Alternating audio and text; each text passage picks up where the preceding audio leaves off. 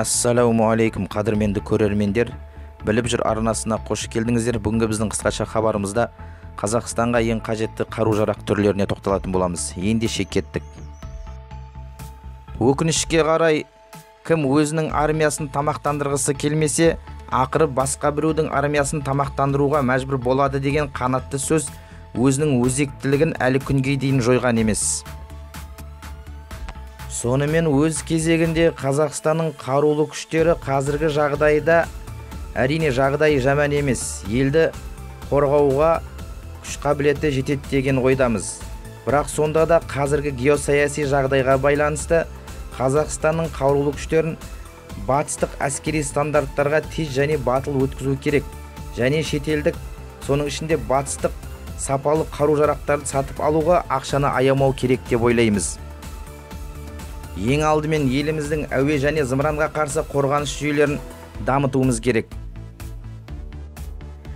Әуе қорғанысы және зымыраннан қорғаныс күштері көптеген міндеттерді орындайды.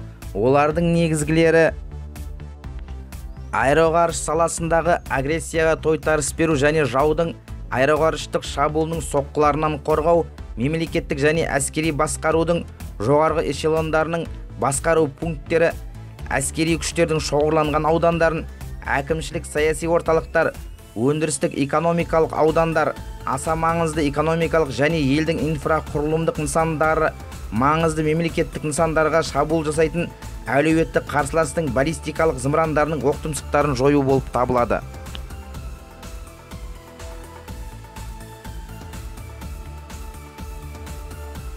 Сонымен қатар еліміздің қарулы күштерін батыстық танкке қарсы жылжымалы кешендермен нығайтуымыз керек.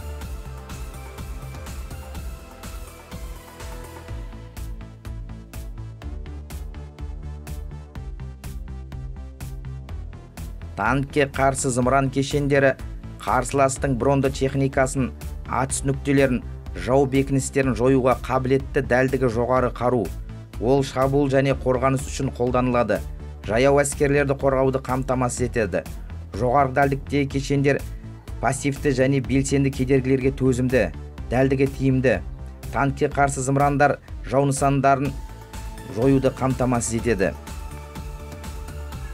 Танкке қарсы басқарылатын зымырандарды ұшыруды бір оператор жүзеге асыра алады. Зарядтау, бағыттау және іске қосу процестерін автоматтандыруға болады.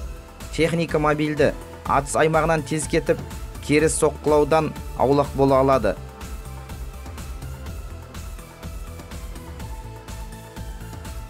Сондай-ақ елімізге стволды және реактивті артиллерияның заманауи жүйелері қажет. Стволды артиллерияның құрамына артиллериялық зембіректер кіреді. Олардың негізгі бөлігі стволды болып табылады. Қазіргі заманғы артиллериялық зембіректердің негізгі түрлері зембіректер, гаубицалар мен минометтер. Стволды артиллерия тегіс ұңғылы және ой ұңғылы артиллерия болып бөлінеді. Реактивті артиллерия снарядтарды ұшыру үшін снарядтың өзіне орнатылған реактивті қозғалтқыш пайдаланатын артиллерия түрі. Құрлық әскерлерінің, әскери әуе күштерінің және әскери теңіз күштерінің құрамына кіреді. Реактивті артиллерияның бөлімшелері мен бөлімдерінің жарақтарында дүркіндетіп атудың реактивті жүйелері тұрады.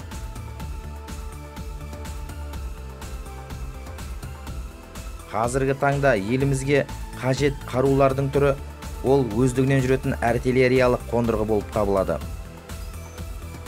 Өздігінен жүретін артиллерия конструкциясы бойынша шынжыр табанды дөңгелекті шынжыр табанды, толық немесе ішінара брондалған, мұнаралы немесе мұнарасыз болып бөлінеді. Өздігінен жүретін артиллерия үлкен жылдамдыққа, маневрлікке және жауынгерлік дайындыққа ие. Сондай-ақ өздігінен жүретін артиллерияның қазіргі заманғы үлгілеріне қойылатын маңызды талап жаппай қырып жою қаруынан қаруды қорғау және оған қызмет көрсететін әскерлерді қорғау болып табылады.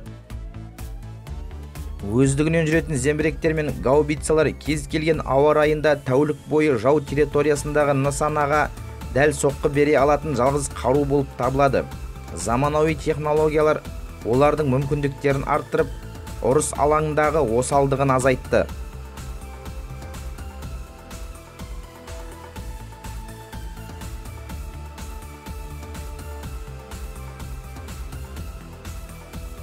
Еліміздің қарулы күштерінде батареяға қарсы жүйелерді дамытып, күшейтуіміз қажет. Қазіргі заманғы ұрыста қарсыластың атыс позицияларын қашықтықтан анықтаудың кеңінен қолданылатын құралдарының бірі қарсыластың атыс құралдарының, оқ-дәрілердің құлау орындарының координаттарын анықтау және анықтауды және артиллерияның атысын түзетуді жүзеге асыратын қарсы ұрыс РЛС.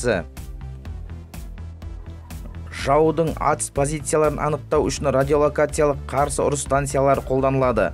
Олардың көмегімен жау батареясының координаттарын, оқ-дәрілердің түсу орындарын анықтау және өз артиллериясының атыстарын түзету жүргізіледі. Елімізде радиоэлектрондық күрес әскерлерін одан әрі дамытуымыз керек. Радиоэлектрондық күрестің мақсаты жау әскерлерін басқаруға іріткі салу, қарсыластың барлау жүргізу, қару мен жауынгерлік техникасын қолдану тиімділігін төмендету, сондай-ақ өз күштерін және қаруды басқару жүйелері мен құралдары жұмысының тұрақтылығын қамтамасыз ету болып табылады. Радиоэлектронды күрес кедергі жасау арқылы жаудың электронды жүйелерінің жұмысын уақытша бұзуды және осы жүйелерді толығымен жоюды қамтуы керек. Сондай-ақ радиоэлектронды күрес өзінің ақпараттық жүйелерін радиоэлектрондық қорғау және радиоэлектрондық барлау жөніндегі шараларды қамтиды.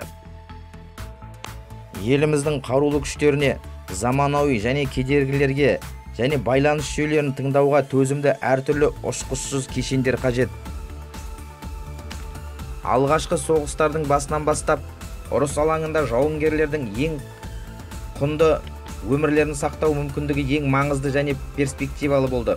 Қазіргі заманғы технологиялар жауынгерлік машиналарды қашықтықтан пайдалануға мүмкіндік береді. Бұл бірлікті жойған кезде де оператордың өміріне қауіп жоқ. Қазіргі кездегі ең өзекті мәселелердің бірі ұшқышсыз ұшу аппараттарын құру. Ұшқышсыз ұшу аппараты деп әуеде ұшқышы жоқ кез келген ұшу аппаратын атайды. Құрылғылардың дербестігі әртүрлі қашықтан басқарудың қарапайым нұсқалары немесе толық автоматтандырылған машиналар бар. Кішкентай барлаушылардан бастап ауыр соққы машиналарына дейін дрондар әскери қақтығыстарда әдеттегі әуе қаруына айналды. Әскери дрондардың ең маңызды міндеті барлау және әуеден бақылау. Олар аумақты, күзет маршруттарын күзетеді. Көздеушілер мен түзетушілердің жұмысын істей алады. Ұшақ кабинасында ешкім жоқ. Оператор машинаны жердегі орталықтан басқарады. Дронның өзінен ондаған, жүздеген тіпті мыңдаған шақырым қашықтықта орналасуы мүмкін бұндай орталықтардың. Бұл басқа ұшақтарға қарағанда ұшқышсыз ұшақтың басты артықшылығы. Сондай-ақ Қазақстанның қарулы күштеріне авиациялық ескерту және басқару жүйелері өте қажет. Бүгінгі таңда AVAX жүйесі әуе кемелерінің 400 шақырымға дейінгі қашықтықта әуе қорғанысының заманауи жүйелерінің зақымдау шегінен тыс жерде бақылауына мүмкіндік береді.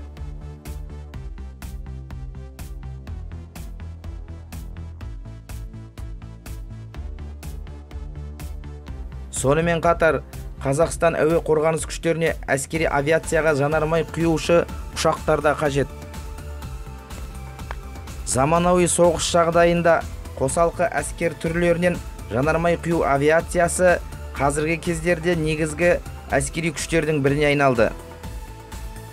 Қырғи-қабақ соғыс кезінде жанармай құю ұшақтары негізінен стратегиялық бомбалаушылардың әрекеттерін қамтамасыз етті. Қазір әскери авиацияның барлық түрлерінің жұмысы оларға байланысты және жанармай құюшылардың рөлі артып келеді. Қазақстанның Каспий теңізіне шығатынын ескерсек, елімізге кемеге қарсы зымырандардың да қажет екенін көреміз.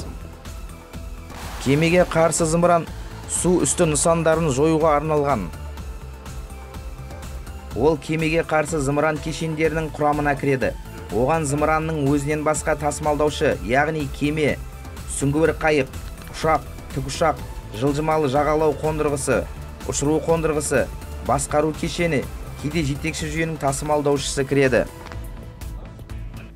Көршілеріміз Ресей мен Қытайдың армиясы өте үлкен және күшті армиялар. бірақ мен біздің мемлекетіміздің қарулы күштері ең алдымен ақш, Ұлыбритания, Израиль, Франция және Германия қарулы күштері секілді әскери қақтығыстарда үлкен тәжірибесі бар, икемді, мобильді және ойлы армия болғанын қалар едік. Қадірменді көрермендер, осы видео ұнаса лайк басып осы арнаға жазылайық, және де өз ойларыңызбен комментарий арқылы бөлісулеріңізді сұраймыз. Келесі кездескенше сау саламатта болайық.